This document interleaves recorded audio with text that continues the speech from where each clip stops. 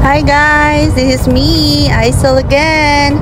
So, sa video na to, samahan nyo kami pumunta sa Mount Pleasant, Texas, kung saan doon ako naka-schedule para sa aking SSN.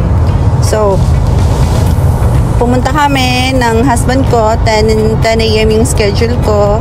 Dala ko yung mga requirements like green card and birth certificate ko.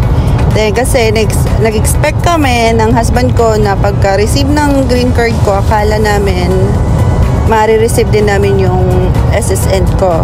But, naghintay na lang kami ng 2 weeks, umabot na ng 2 weeks, 3 weeks, wala pa rin kaming na-receive. So, tinawagan namin yung SSN and sinabihan namin about yung sa status ko, then advice sa amin, pumunta sa office nila para doon kumuha ng SSN, mag-apply.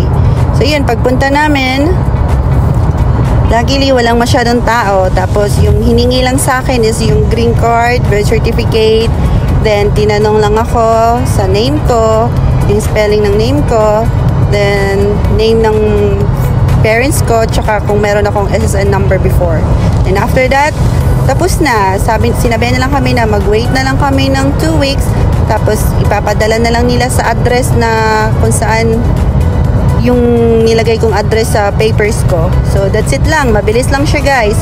Wait na lang ako ng 2 weeks. Pag meron na, pwede na ako mag-apply ulit ng driver license para sisimulan na natin mag-drive dito. And magtatrabaho na. Apply tayo ng trabaho. So yun lang guys. Mabilis lang siya. Hindi aabutan ng 2 oras or ilang oras as long na meron kayong schedule na appointment. That's it. Ingat po kayo. God bless.